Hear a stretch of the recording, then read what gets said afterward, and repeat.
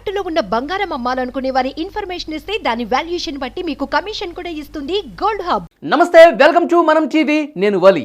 ప్రస్తుతం సర్వేల కాలం నడుస్తోంది. ఆంధ్రప్రదేశ్ ఎన్నికలు దగ్గర పడుతున్నాయి. దాంతోపాటు లోక్సభ ఎన్నికలు దేశవ్యాప్తంగా మరికొద్ది రోజుల్లోనే జరగబోతున్నటువంటి నేపథ్యంలో ఈ సర్వేలు రోజుకొకటి వస్తున్నాయి. ఇటు నేషనల్ సర్వేలు కావచ్చు, లోకల్ సర్వేలు కావచ్చు, తమ అంచనాలను వెలువరించి రాజకీయ వేడి పుట్టిస్తున్నటువంటి పరిస్థితి కనిపిస్తోంది. ఇప్పటికే చాలా జాతీయ ఛానళ్ల సర్వేలు కూడా బయటకు వచ్చాయి. కొన్ని అధికార వైసీపీకి ఆంధ్రప్రదేశ్లో పట్టం కడితే, మరికొన్ని మాత్రం టీడీపీ, జనసేన ఎట్టి పరిస్థితుల్లో గెలిచి తీరుతుందని చాలా స్పష్టంగా తమ అంచనాలను వెలువరించిన పరిస్థితి కనిపిస్తుంది. ఇప్పుడు ఇండియా టీవీ, సిఎన్ఎక్స్ ఈ రెండు కలిసి సర్వే చేసాయి. దేశవ్యాప్తంగా అంటే ఏ రాష్ట్రంలో ఎలాంటి పరిస్థితి ఉంది, ఏ రాష్ట్రంలో ఎక్కువ లోక్సభ స్థానాలు ఎవరు గెలుచుకోబోతున్నారు, తర్వాత అసెంబ్లీలు జరుగుతున్నటువంటి రాష్ట్రాల్లో కూడా అక్కడ ఎవరికి ఛాన్స్ ఉంది, ఏ పార్టీ అధికారంలోకి వచ్చే ఛాన్స్ ఉంది, ఈ విషయాలకు సంబంధించి దేశవ్యాప్తంగా వీరు సర్వే చేశారు. ఇండియా టీవీ, సిఎన్ఎక్స్ కలిసి చేసినటువంటి ఈ జాతీయ స్థాయి సర్వేలో కొన్ని ఆసక్తికరమైన అంశాలు బయటకు వచ్చాయి. ముఖ్యంగా ఉత్తరాదికి సంబంధించిన డీటెయిల్స్ వచ్చాయి. ప్రస్తుతం నేను దక్షిణాది రాష్ట్రాలకు సంబంధించి ఈ సర్వే ఏమని చెప్పింది, ఈ సర్వే ఎన్ని స్థానాలు ఎవరికి కట్టబెట్టింది, ఈ విషయానికి సంబంధించి పూర్తి వివరాలు మీతో తెలియజేసే ప్రయత్నం చేస్తున్నాను. ఇప్పుడు మీరు గూగుల్లో ఇండియా టీవీ, సిఎన్ఎక్స్ అని కొట్టినా సరే వాళ్ళు లేటెస్ట్గా రిలీజ్ చేసిన సర్వేకి సంబంధించిన డీటెయిల్స్ వస్తాయి. దక్షిణాది రాష్ట్రాలు తమిళనాడు, కేరళ, కర్ణాటక, తెలంగాణ, ఆంధ్రప్రదేశ్ ఈ 5 రాష్ట్రాల్లో ఎలాంటి పరిస్థితి ఉంది, ఈ 5 రాష్ట్రాల్లో ఎంపీ స్థానాలు ఆయా రాష్ట్రాల్లో ఎవరు ఎక్కువ గెలుచుకోబోతున్నారు, అలాగే ఆంధ్రప్రదేశ్లో పరిస్థితి ఏంటి, వీటన్నింటికి సంబంధించి పూర్తిగా దక్షిణాది రాష్ట్రాలైన ఈ 5 రాష్ట్రాలకు సంబంధించి క్లియర్ కట్గా తమ సర్వేలో ఏం తెలియందో ఒపీనియన్ పోల్ ద్వారా తమ అంచనాను రిలీజ్ చేశాయి. ఒక్కొక్క రాష్ట్రం గురించి నేను చెప్తాను, వీడియో చివరి వరకు చూడండి. ఆంధ్రప్రదేశ్లో ఎక్కువ ఎంపీ స్థానాలు ఎవరు గెలుచుకోబోతున్నారు, ఎక్కువ అసెంబ్లీ స్థానాలు కూడా ఎవరు గెలుచుకొని అధికారంలోకి రాబోతున్నారనేది చాలా స్పష్టంగా ఇండియా టీవీ, సిఎన్ఎక్స్ తమ ఒపీనియన్ పోల్లో రిలీజ్ చేసింది. సో ఒక్కొక్క రాష్ట్రం గురించి నేను మీకు ఇప్పుడు తెలియజేస్తాను. కర్ణాటక మొత్తం 28 ఎంపీ స్థానాలు ఉన్నాయి. కర్ణాటకలో 28 స్థానాలు ఉంటే బీజేపీ 22 ఎక్కువ స్థానాలు. కర్ణాటకలో కాంగ్రెస్ పార్టీ అధికారంలో ఉంది. అయినప్పటికీ కూడా ఎంపీ స్థానాలు మాత్రం భారతీయ జనతా పార్టీ మెజారిటీ సీట్లు గెలుచుకునే అవకాశం ఉందని చెప్తున్నారు.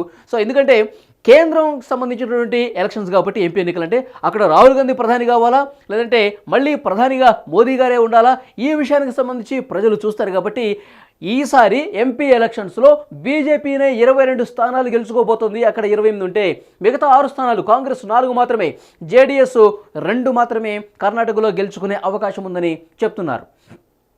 ఇక కేరళలో 20 స్థానాలు ఉన్నాయి. 20 స్థానాలు అంటే అక్కడ గెలుచుకునేది యూడీఎఫ్ అంటే కాంగ్రెస్ నేతృత్వంలోని కూటమి యూడీఎఫ్ 11 స్థానాలు గెలుచుకోబోతోంది.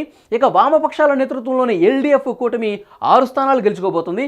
బీజేపీ 3 స్థానాలు గెలుచుకోబోతున్నట్టుగా తెలుస్తోంది.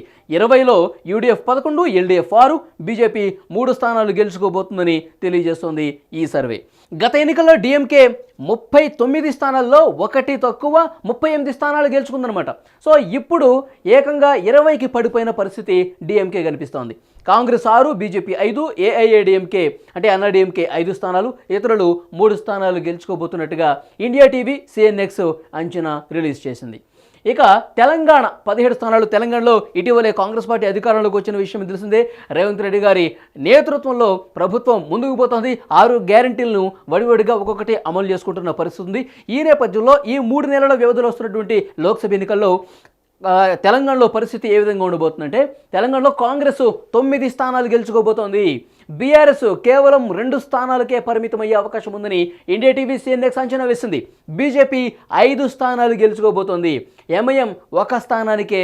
ఇక్కడ ఎంఐఎం ఎలాగో హైదరాబాద్ స్థానం ఎప్పటి నుంచో గెలుచుకుంటుంది కాబట్టి ఎంఐఎం తన స్థానం తాను పదిలపరుచుకుంటుందని తెలియజేస్తున్నారు.